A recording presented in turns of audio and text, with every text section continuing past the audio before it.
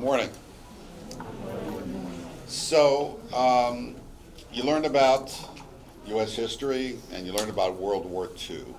And World War II was really two wars. There's the war of the Allied forces against Nazi Germany, and it was the war of Nazi Germany against the Jews.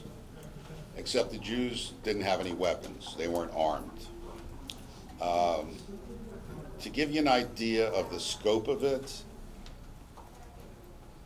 if you look to your left and right, at the end of the war, those two were gone. So 2 out of 3 Jews were wiped off the map during the Holocaust. And with that went some possibly other Einsteins or people who could have helped cure cancer or make other great finds other than, medical finds. So we don't know what was lost because of that. But we know that 6 million men, women, children, babies were herded off in cattle cars and taken to gas chambers and then to crematoriums. And we just celebrated, we did not celebrate, just memorialized 75 years since Auschwitz was liberated. So that's like, it's like ancient history, 75 years. So how did it affect me personally? Well, you guys have grandparents? Are they the best? They're right. I didn't have any grandparents. You have any aunts? You have uncles? You have cousins? I had no relatives. They were all killed. They were all gone. My family's background was my father was a banker, and my mother's family were in the textile business, and they were both well-to-do at the time. And Nazi Germany invaded Poland first. So my father became a resistance fighter, and on the Polish resistance formed a group, and they fought the Nazis as best they could. When the Nazis finally took over Poland, he wound up in Russia with his group of Polish resistance fighters. And they organized and they fought together along with the Russian army against the Nazis. He had gotten promoted to finally, he was like a lieutenant colonel. He was actually on cavalry. They used horses back then to fight against tanks and artillery. And when he needed more troops, Stalin, who was the head of Russia at the time, opened up the prisons, and he gave them prisoners to use as soldiers, which were trained very well. My mother was hiding out in the woods, and the war went from 1933 to 45, so that's a long time to be out in the woods. And if it wasn't for the kindness of Christians and other religions who saw what was going on and gave them food and tried to hide them out, she wouldn't have made it either. They all had large families, my parents. They both had large families. None of them survived. So, not to I don't want to jump ahead, but when I came over here, actually what happened was they met in Berlin. So everybody at the end of the war, the Russians, the Americans, everybody went for Berlin. And eventually Berlin became a divided city with the East and the West. And when my father got there with the Russian army, he found out from somebody else that my mother was still alive. He thought she was dead. She thought that he was dead. And they made arrangements through some organizations that were there to come to America. And they came across to America in 1947. And you stop at Ellis Island. I don't know if you're familiar with it, where the Statue of Liberty is, and then you go into New York. They came in here. They couldn't speak the language. Through the organization, my father's first job was actually working in a tie factory with other people. So he's a banker, became a soldier, now he's working, making ties and learning the language. And after about 4 years in New York, they moved to Vineland and they bought a chicken farm. So then my father became a farmer, with my mother. And again, the only people that they had, there was no relatives, but they had other people who had survived the war that were also in Vineland. So they became like a family. So we had somebody my mother was in a war with, he became my uncle, and somebody else became my aunt. But they really weren't. That's all we had. The tragedies that happen, if they happen during your lifetime, you remember them. So recently there was a tragedy with Kobe Bryant and his daughter who crashed. So you'll remember that. You talked about it. You heard about it because it happened. Right now. If you have relatives that are in the military service and they're fighting in Afghanistan or foreign countries or on SEAL team and something happens, that affects you too. So it happens to you. Other than that, everything else history-wise is just stories about what happened in the past. So how did it affect me growing up? Well, they knew that there were certain shortages and hardships that happened during the war. So for example, in the 60s, there was something called the Cuban Missile Crisis. You had President Kennedy and Khrushchev was the head of the Russians, and they were trying to put missiles in Cuba. And my parents thought there was going to be a war. So they knew that the hardest thing for them to find during the war was actually shoes. So they took us to the shoe store and they bought us 3-4 pairs of shoes each. And just in case there was war, we'd have shoes. Well, there was no war, and my feet continued to grow.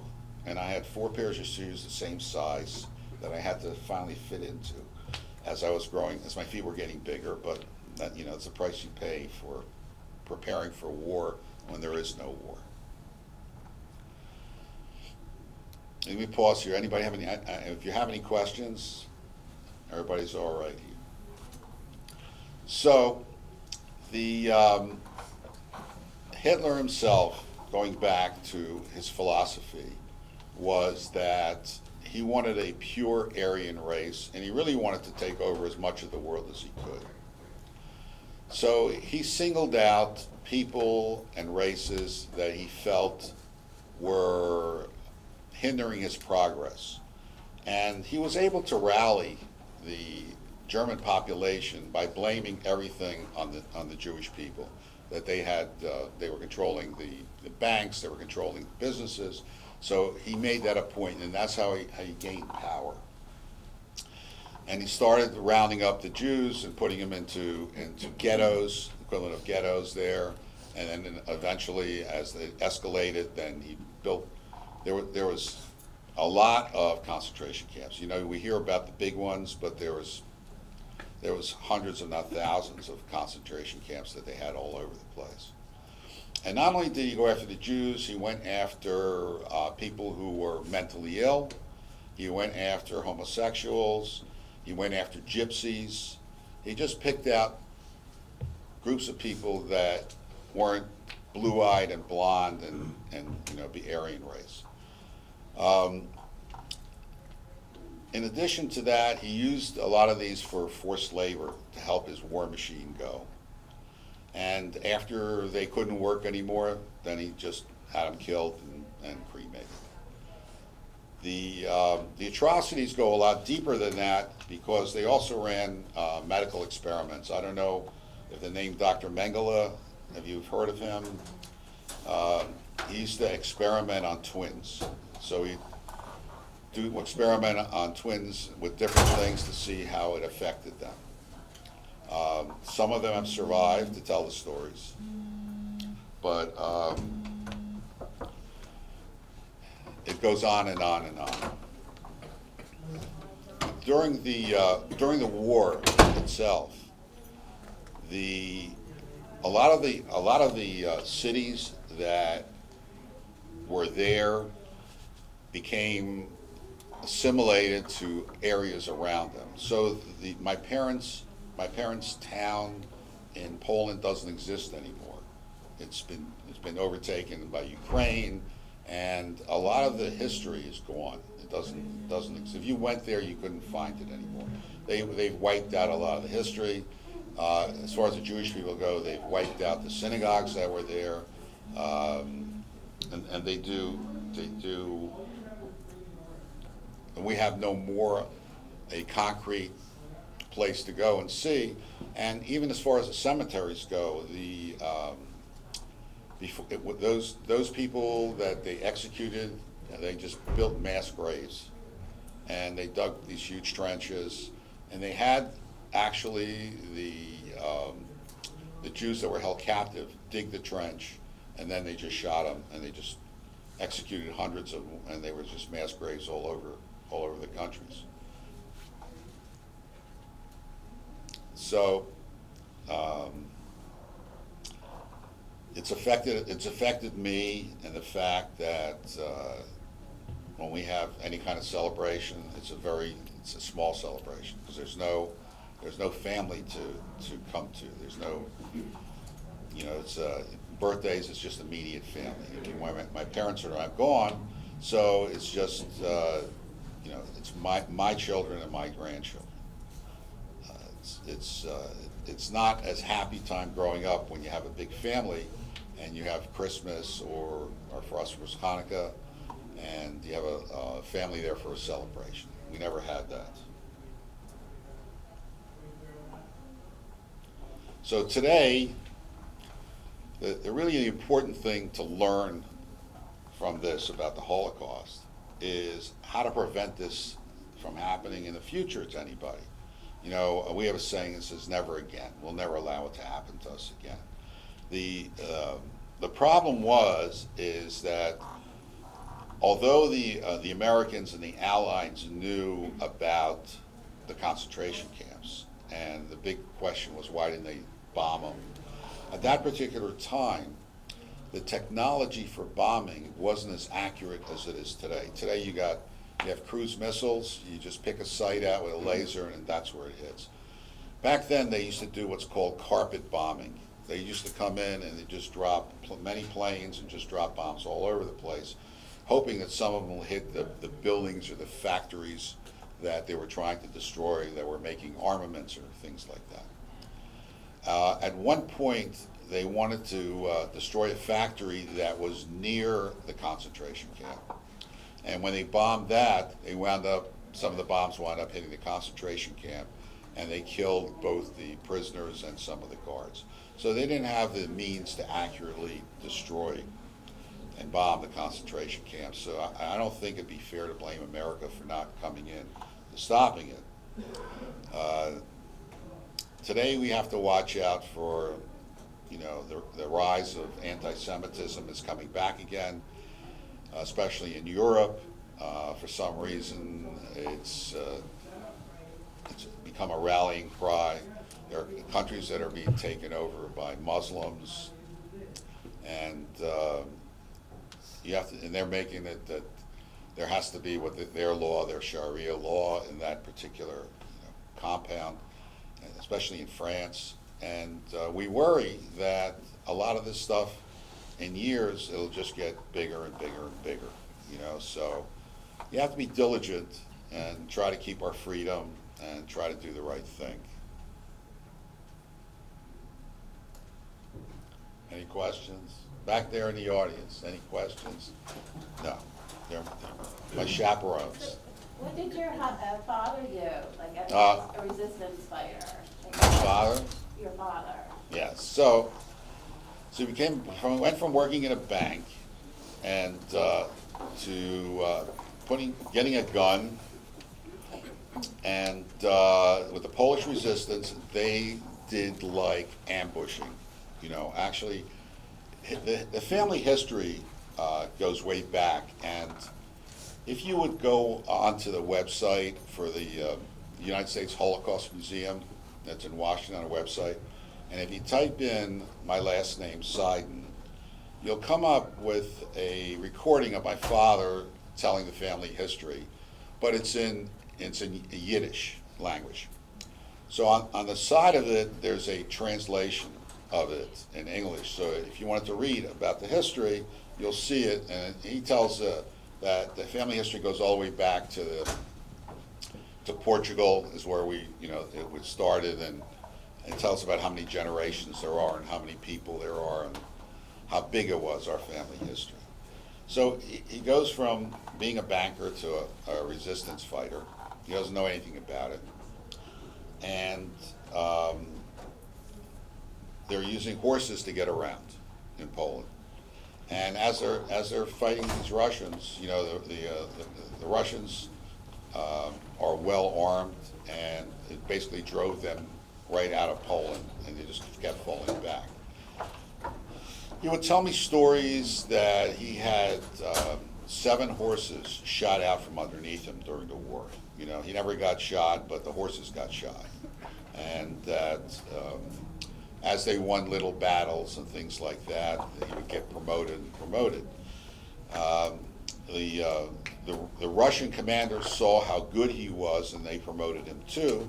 And he had traveled through Russia to get volunteers for the army, and he had been even in Siberia. And he said, the stories about Siberia, how cold it was, were absolutely true. He said, because if you spit out, he said it would freeze before it hit the ground. That's how cold it was in Siberia. They were able to scrounge around cold weather gear from the Russian army, and that is one of the reasons that the Nazis couldn't invade Russia, was they weren't equipped for the Russian winters, and Russia was. And they wound up not being able to, and they got driven back out of Russia. And that's when, they actually captured, but they had no way to transport whenever they got Nazis. So they had them all shot. They just shot them as they went along. So they were heading, pushing them out. And there was no white flags. There was no surrender. It was, if they got you, they shot you. And, that's one of the casualties of war. It's not the way it's supposed to be, but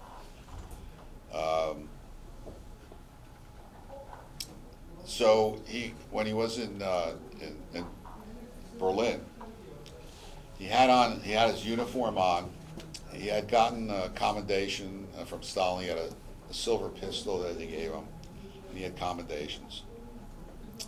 And they had made arrangements to this organization to board the ship for the United States. So he went into a bathroom, and he took off his uniform and his gun and everything, and he put it in a trash can there, put on civilian clothes, and he walked out, and he and my mother went onto the ship. And he never went back because he was afraid of the Russians, especially, that they would classify him as a deserter. So he was afraid to ever go back to visit, Europe or Poland or Germany or anything like that. Because even though he fought with the Russians, he knew how bad they really were. So, and now we hear that I heard this morning on the news that the Russians are trying to interfere with the election again. So, they're also trying to control the world. So you guys got family, you got brothers, you got sisters, right?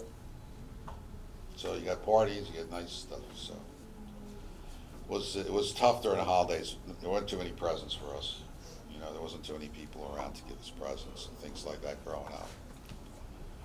And going from a family that was wealthy to when my father moved to Violent, he became a farmer. That's not a lot of money either. So we grew up pretty poor, so it was a different lifestyle. He worked a lot harder and worked with his hands as opposed to working in a bank. And that's where we are today. I had to, of course, because we were poor, I had to get good grades in order to be able to get scholarships, in order to be able to go to to college because they couldn't afford to pay for college. And it's very competitive. So I was pretty much self-motivated, knowing that if I wanted to do anything, I had to do it on my own. Although they supported me 100%, they really couldn't help me financially. So I got good grades. I went to college. Got good grades in college. I got scholarships. I got loans. I wound up going to Temple University School of Dentistry and became a dentist. And then I became a specialist, also on full tuition, full scholarship. And it gave me the ability to give back, to help out. You know, if we have people that come in that can't afford it, I do it, don't charge them, you know, to give back for the chance that I had. And I think that's probably the lesson that, you know, if you want to take anything out of here is don't let a dictator like Hitler, you know, rise again. And if you have the opportunity to help somebody else out, you should. I want to read you something that I wrote.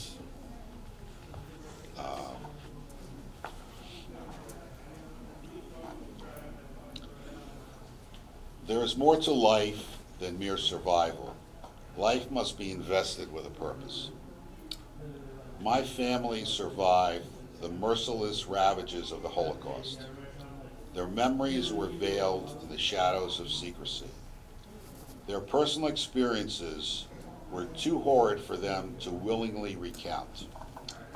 They were silenced by the guilt of having survived, while others, spouses, children, family, neighbors, and friends, were exterminated in the death camps. The stench of rotting corpses remained in their olfactory systems. Through years of living in silence, they gained voices of despair, slowly emerged. They tearfully came to reluctantly share some of their astonishing stories of survival. Their purpose was to ensure that the world would never forget man's inhumanity to man. Their stories were replete with tales of immigrating from country to country, adapting to new environments, surviving unspeakable trials and tribulations, but never forgetting their Jewish roots.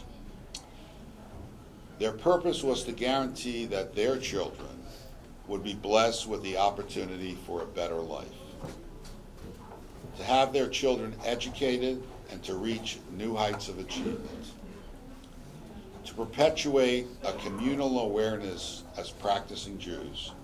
As long as the Jewish people would survive, so too the memories of the generations past will live on. I am a direct descendant of Holocaust survivors.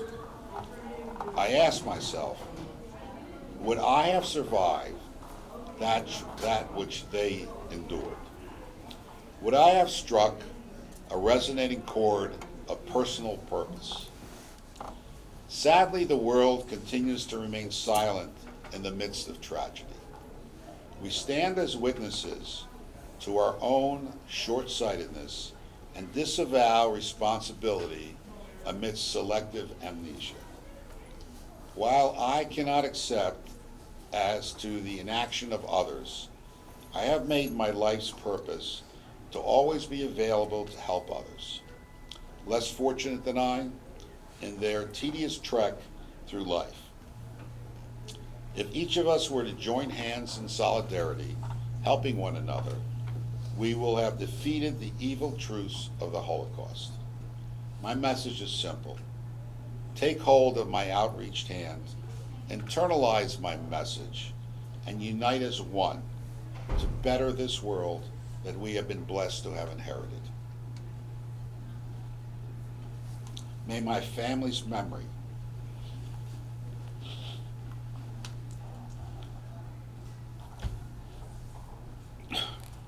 always serve as a blessing to all. Thank you.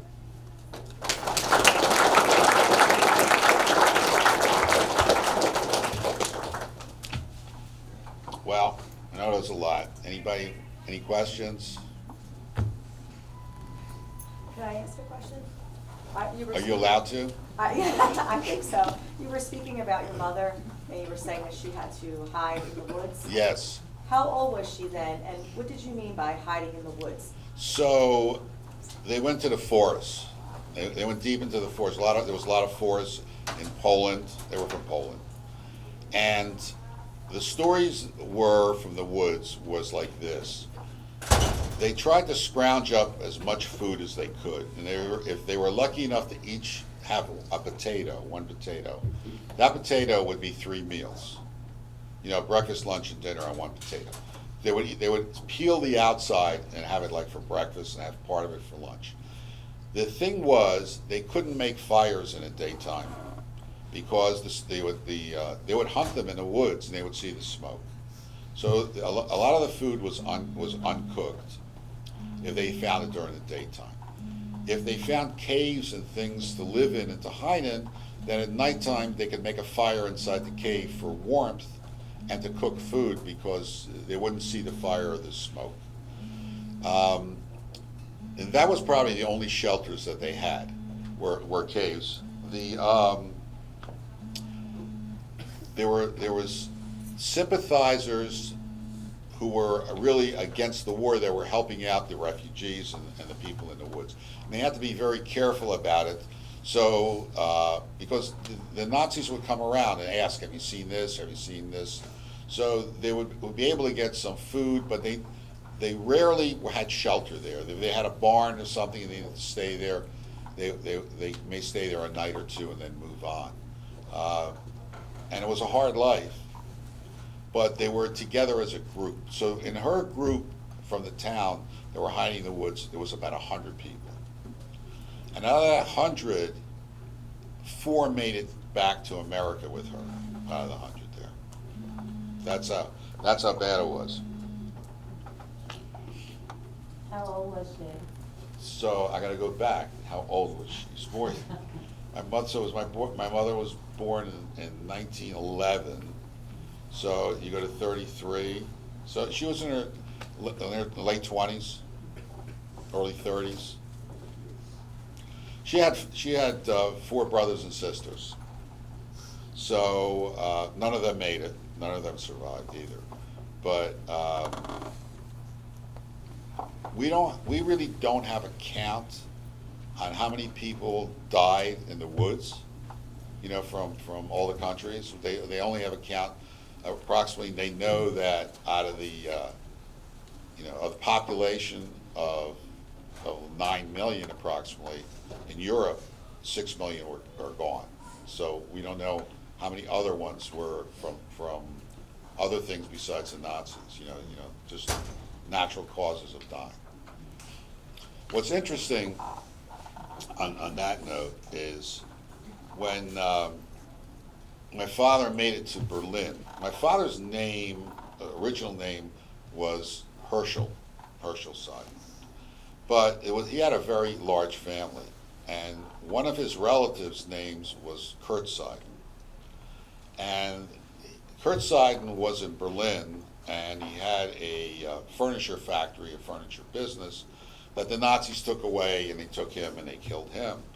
But when he got to Berlin, he assumed his identity. He became Kurt Seidel. And he took over his mansion, his house. He got back, and because when the Russians came in, there was no more Nazis.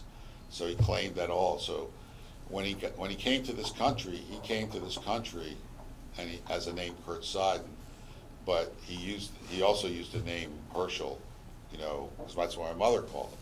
So it was, and he used that to survive while waiting to get out of Berlin and have a place to stay, and because they were able to get back when they were there because of when the army entered Berlin. Those people who lost businesses and homes, they were able to get them back and evict whoever had taken them over. So they just had Germans move into his house. He was able to get rid of them. To not even his house, his relative's house, and stay. But everything was a hardship. You had to fight for everything. Everything was a hardship. So, I mean, they, you know, even just learning the language. Couple of boys.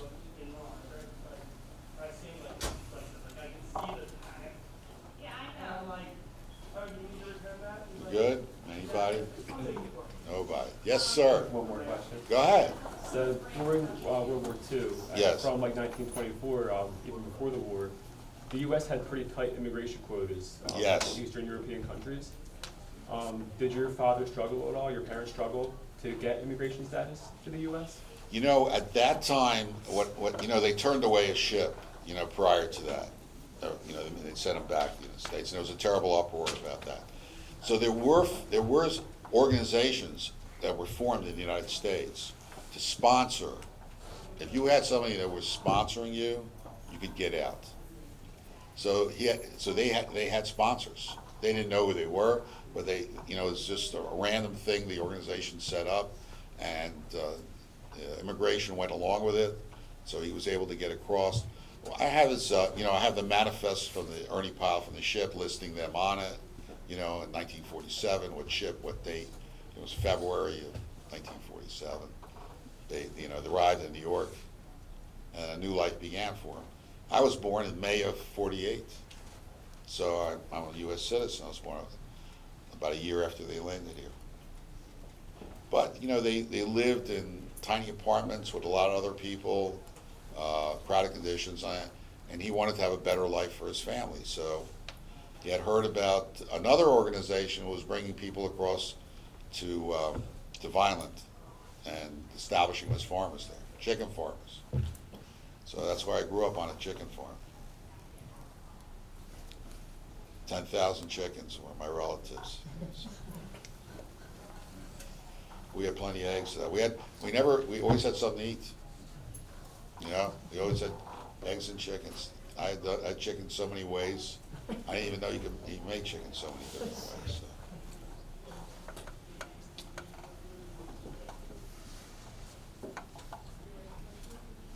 All right, well then, thank you very much. Any other questions? Everybody's good?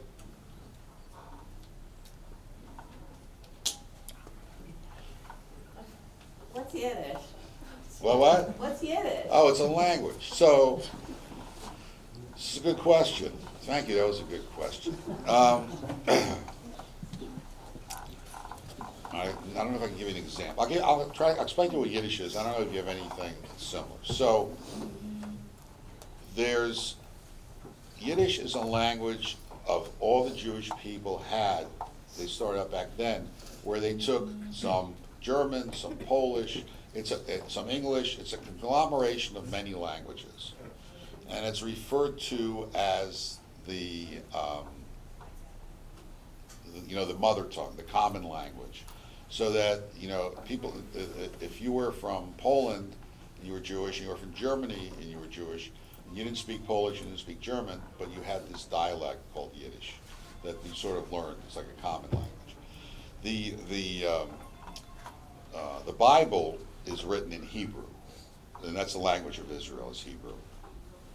That's how they write, and that's how they speak in Hebrew.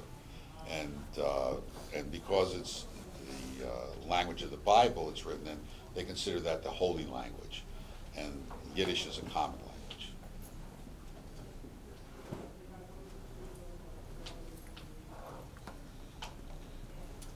Yes, sir. What provoked your father's decision? I'm sorry, I can't hear you. What provoked your father's decision in becoming a resistance fighter? A resistance fighter.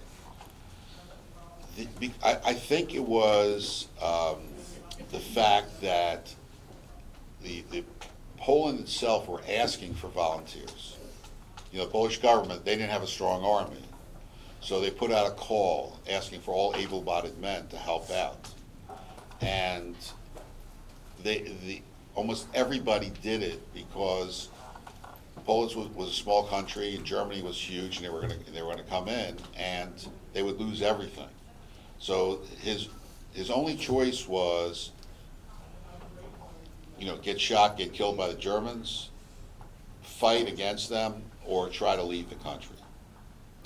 And he and his family and his friends and everybody else wanted to protect their home and their business, you know, and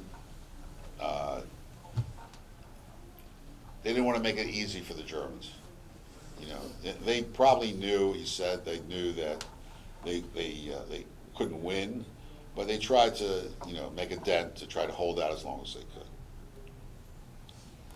So, but you know, they had primitive weapons back then. You know, you didn't have anything, any fancy. They had regular rifles. You know, you had a single shot and reload, single shot and reload. They didn't have automatic weapons. They had pistols, hand pistols. So they weren't well armed. They didn't have. He said they didn't have any. No hand grenades. Resistance fighters didn't have hand grenades. You know, they had just basically guns and bullets. So it's kind of difficult fighting and winning against the army like the Nazis had. They didn't have uniforms. They had, you know.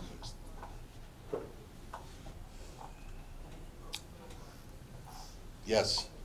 How old were you when your parents told you their story? I'm sorry, I can't hear you. What? How old were you when your parents finally told you their story? Oh God! You know what? My father told me the story. It was. They didn't want to talk about the war. I mean, they did not want to talk about the war. They lived through it. They didn't want to talk about it. Every once in a while, my father spoke. He spoke Hebrew. He spoke Yiddish. He spoke broken English. He spoke German. He spoke Polish, and he spoke Russian. He spoke 6 languages, I think, 6 or 7, 6 languages. And I know there were people that would come over to the house that he would sit and talk to, and ask, I'd say, what language is that? And he says Russian. It would be Russian friends that had survived the war that were there, and then he would speak to them. But and I asked him about the war and just drabs and bits over the years. I probably got interested in it when I started learning in school about World War II and about, you know, the Holocaust. Before then, I would ask, like, you know, don't you have any brothers or sisters? And say, were killed during the war. It was like a blanket answer. They were killed during the war. And you know, at some point in time when I was learning about it, I explained to them that, you know, we're learning about it in school, and I'd like to know about, you know, our family, you know, our family's history, things like that. So I was probably about your age when I started to, and it took a long time. Let me see. I'm gonna tell you exactly 80, 48. So it would have been 42 years. I was probably about 42 when I finally got him.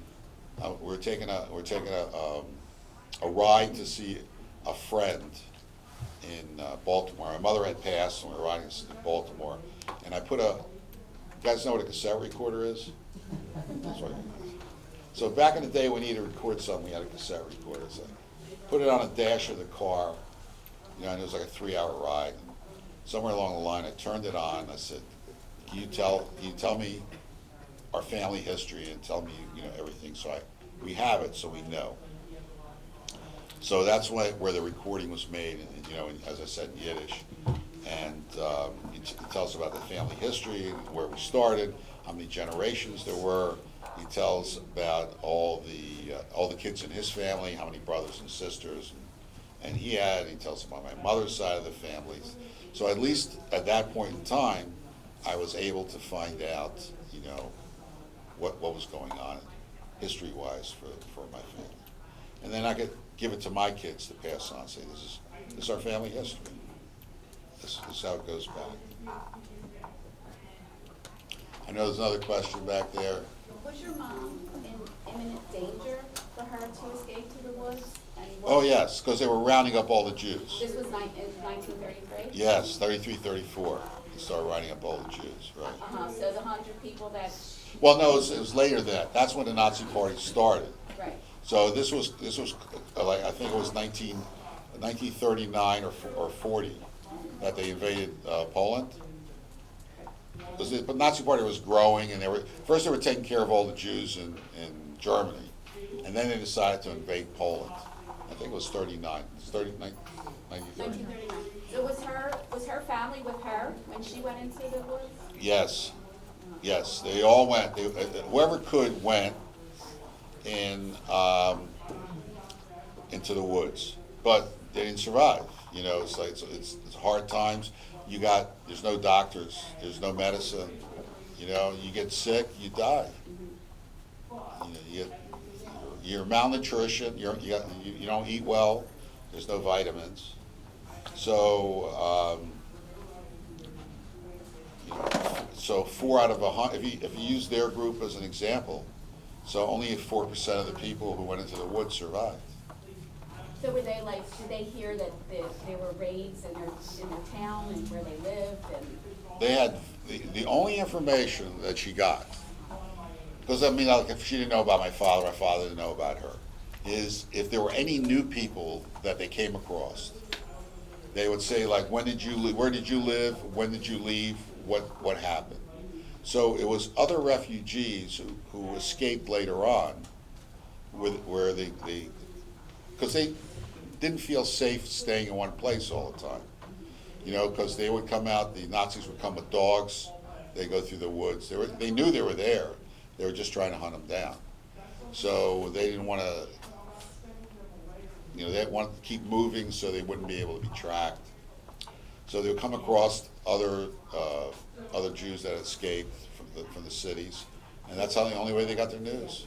Well, so our 8th grade just read Anne Frank, and so. Oh, yes. So their family, they had the resources to go into hiding. Correct. And have a lot of people help them. Right. So I was just wondering, like, that's really brave of your mom. Yeah.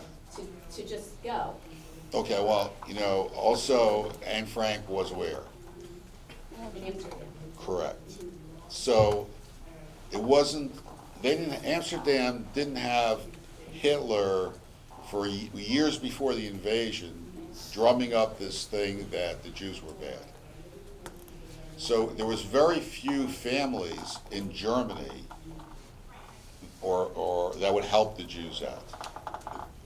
In Poland, you had some, but there was a huge Jewish population in Poland. So a lot of them were able-bodied men, became resistance fighters. So it was mainly the women that were, and a few men, elderly men, were hiding out in the woods. She said every once in a while, somebody in the group would know somebody who had a farm nearby, and that one person who knew them would go over to see what was going on and see if they can get some help. But you couldn't have 100 people go into a barn, you know, for that kind of thing. You could do it if you were 1, 2, or 3. Yes, maybe they had a root cellar they can keep you in, you know, or hide you out, but not a large group. And that was the problem, you know. With a large group, it was harder to find food. You had to feed a lot of people. The plus and the minus was, like, when they were in a cave, she said it was warmer because of all the body heat there. But if one person was sick, it would spread through, you know, a lot of them. And if it was bad enough, if they were weak enough, they would die. So did they know? Did your mom know of, like, the liberation, or how did she get out of where she was? That's how. Yes, exactly how. It's like, so one of the people in the group happened to know. It was still in Poland. They were still in Poland hiding out. When he went into this person to ask, you know, about food and everything, and the guy goes, "This is Nazi surrender, you know, like they're marching into Berlin to free everybody. So war's over." So they headed to Berlin too. I said, "Mom, like, why you're from Poland? Why did you you go to Berlin. He says, you go where the victory is. You know, they all want to be there for the Americans and the Russians and whatever victory celebration they're going to have. So that's where they went. Yes. Did you or your parents ever go back to like see or show you where they grew up? I said before, my father was afraid. This is back in 1947, 46, 47. He left in 47. He was afraid of the Russians that he had fought with back then because he just took his uniform off and left. So he was afraid that they would arrest him as a deserter. Excuse me. So he would never go back. I wanted to go back. I wanted to see where he grew up, the town. Town doesn't exist anymore. The city doesn't exist, but the area exists.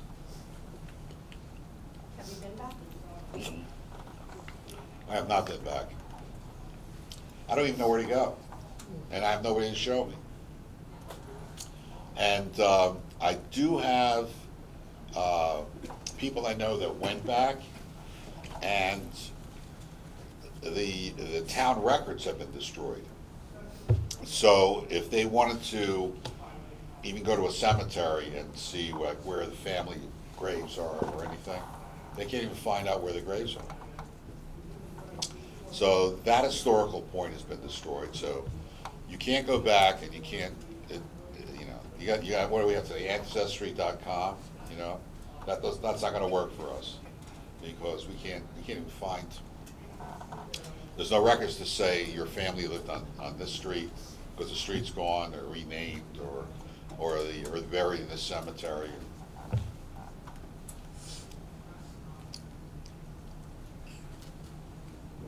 No more questions, guys? All right, can we give Lou a round of applause? Thank you so much.